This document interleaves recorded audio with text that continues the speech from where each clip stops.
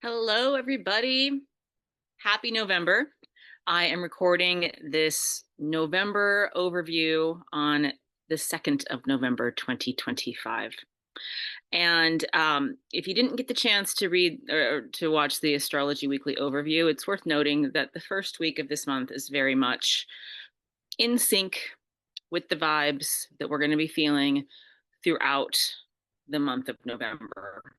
And November is typically associated with Scorpio season. That's very much the case this year, because Scorpio is just at home at this time of year. And it's also the case that this is an especially intense scorpionic year.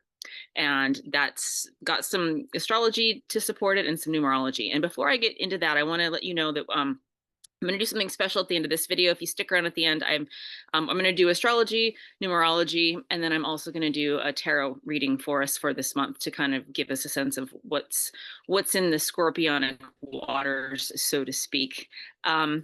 So November 2024, we have some trines happening astrologically. We have the Uranus Pluto trine is loosening up right now, but it's still very much operational. And that trine, one of the reasons why I sense that this month, the theme of this month, one of the themes of this month is that we are in the midst of a transformation. And as I mentioned in the weekly astrology, that there's going to be some sense of, we can sense that there's a need for change. We're going to start to see some inklings for some things we can change, but it's not time to push.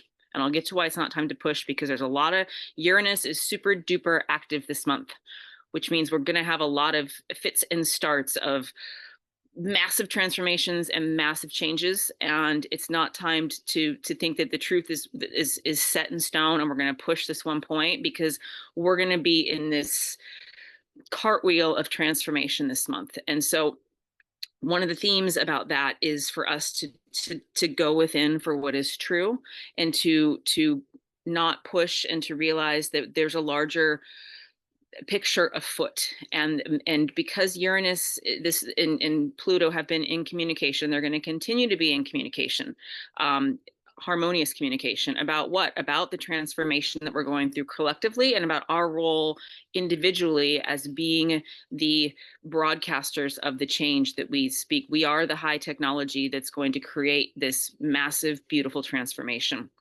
but the likes of which we're just starting to have downloads about. But this trine between Uranus and Pluto is really going to be fully active in spring of next year. So that's one of the reasons why we can just kind of feel okay leaning back a little bit, and understanding that, especially in the northern hemisphere, we're headed into fall and winter. This is a time for us to be looking within. But beyond even those seasonal changes, it's energetically, astrologically, it's a time for us to be looking within for what is true for us. And we have another trine between Saturn and Jupiter.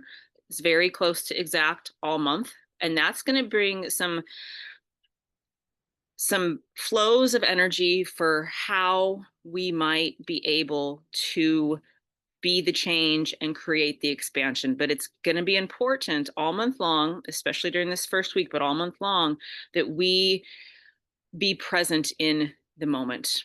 That even if it's a moment that we don't want to have forever, and we know that there's something that needs to be changed, that it's not to just be leapfrogged over. It's to be, our presence is an important part, our consciousness is an important part of this transformation that's happening in November. And so not only are those trines the kind of the background of reminding us to pump the brakes a little bit instead of speed ahead to the grand new world that we probably very viscerally feel a craving for right now, but there's this wisdom. And Pisces is very active in this first week. There's this Piscean wisdom of like the elders and the sages that's present in November. And we have a full moon in Taurus on the 5th, and I'll have a podcast for that coming out hopefully tomorrow.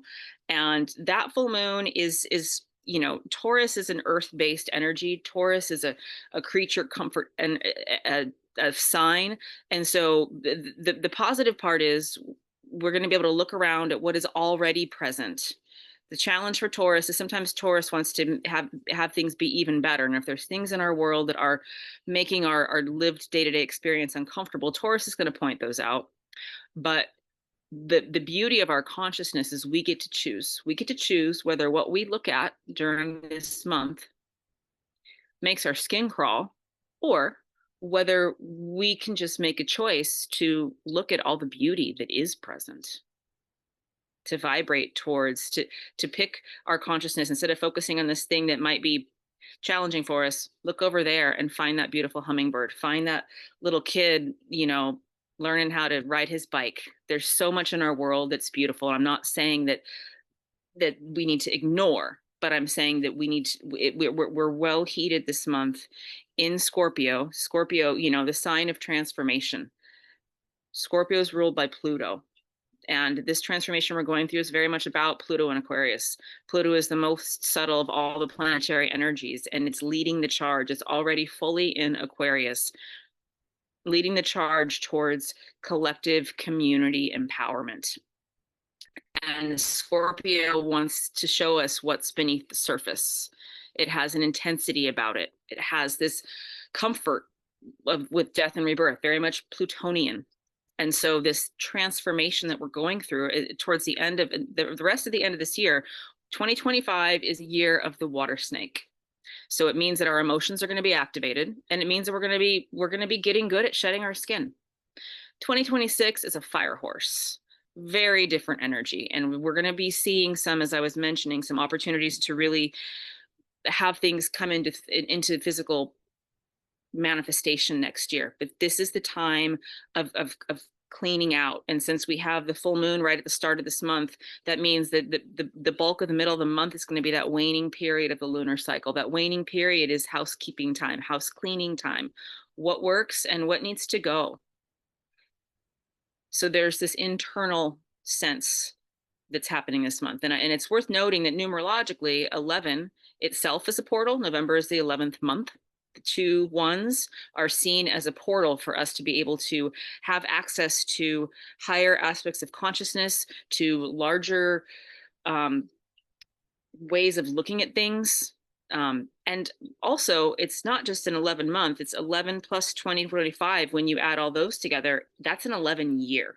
So this lets us know that the entire month of November has the vibration of the 1111 portal. The 1111 portal is every year on November 11th.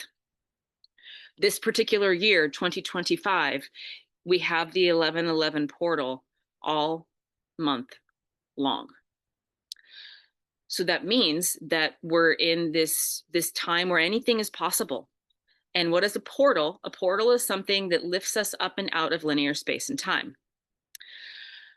And if we think of what's also happening this month, Uranus is very active, I mentioned. And it's perfect that Uranus is so active right now during this month, because if we think about what Uranus does, Uranus is the sudden change, the lightning bolt of change, the earthquake of change. And so Uranus being extremely active all month long means there's going to be some revelations. There's going to be some realizations, going to be some shakeups. And Uranus is also retrograde for most of the month, inviting us to review, revise, rewrite, revision. For a lot of the month, Uranus is going to be at the anaretic degree of Taurus. And so this anaretic degree of Taurus is very much about shakeups, earthquakes, physical, energetic, metaphorical. And what is an earthquake? What's the energy of an earthquake? Well, I live in California and I grew up in Southern California. I happen to know it's a volatile energy. It's an intense energy. It's a little bit scary energy, but also it's definitely this sense that there are forces afoot that are powerful and huge and very much beyond our control. That is the nature of this month. That being said, that's why all the other kind of planets, even at the start of this week, are saying, hey, take your foot off the gas. Really good time to just be in your center and to have your compass. I don't mean to scare you and say that there's going to be millions of crazy earthquakes. There might be some actual earthquakes, but energetically, metaphorically, is I think where I'm feeling the focus. So it's a good time to not be pushing, not take anything risky. Maybe next year be a really great time to jump in with both feet and to make that big financial investment in a new project. Not necessarily November. If you want to get a reading, there are ways that you can do those things, but I'm just saying in general, there are definitely ways to keep moving things forward in November. So I don't mean if there's business stuff happening for you, don't worry. But if you think about the energy of what it means to take a big risk and go full force all in, just make sure that that risk has been coming, that project has been coming for a very long time, because from the beginning of November to the end of November is going to be a chasm of a different kind of energy. And then there's going to be more stuff happening towards the end of 2025. So this just means that we're in a kind of unstable time, but unstable is not bad. If the lessons of this last month, October, have taught us anything, the scales of justice are ringing and reminding us that we do likely viscerally know that we seek justice and harmony and balance for everybody. And it's palpable when it's present and when it's not. And so there's this sense that we want change. So here we are. Well, how does change happen? Change happens. And change is unstable, but it's okay. And it's also worth noting, and I think I'll close with this. Well, I'm going to get back to the 1111 portal, but I want to also say that there's a lot of retrograde energy astrologically this month. We have Jupiter, Saturn, Uranus, Neptune, Chiron, and Mercury. And if you watch the weekly astrology video for November 7th, 2nd to 8th, I talked about this dance that Mars is doing from the end of October to the beginning of December. But Mars is kind of hovering around the anaretic degree of Scorpio, and then it's also hovering around the 29th degree, the later degrees of Scorpio, and it's also at the 0 degrees, the early degrees of Sagittarius. And it's doing this retrogradation dance for the entire end of this year.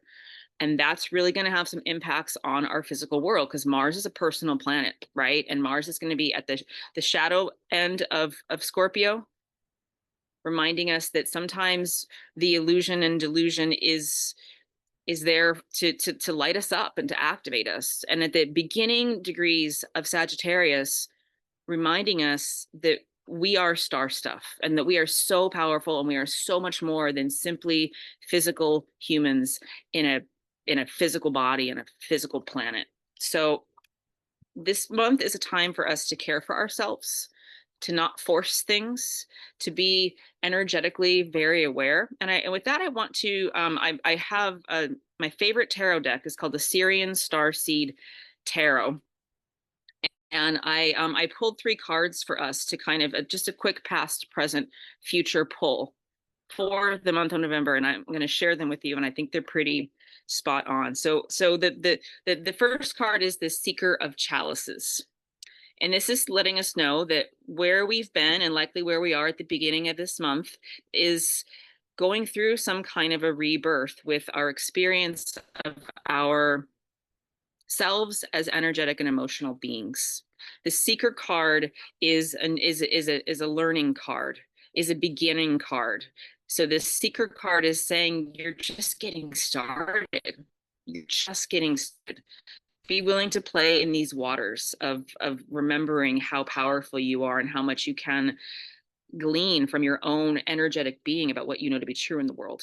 So this is going to be very much the start of the month. And this is, again, very much in sync with it's okay to pump the brakes right now. The middle card is the Sage of Flames. And this is the overarching theme of the month. And the Sage of Flames, so in this particular tarot deck, Sage is wands. And wands this is fire. This is the fire of creation. And if you think about, thank you, Mick Jagger. My little dog's giving me a kiss. The Sage of Flames. This is instead of a seeker energy, which is a new energy, which is a young energy. The Sage energy is saying, hone your skills. You've got them. Take the time. You're an old soul. There's a lot of wisdom to be gleaned here.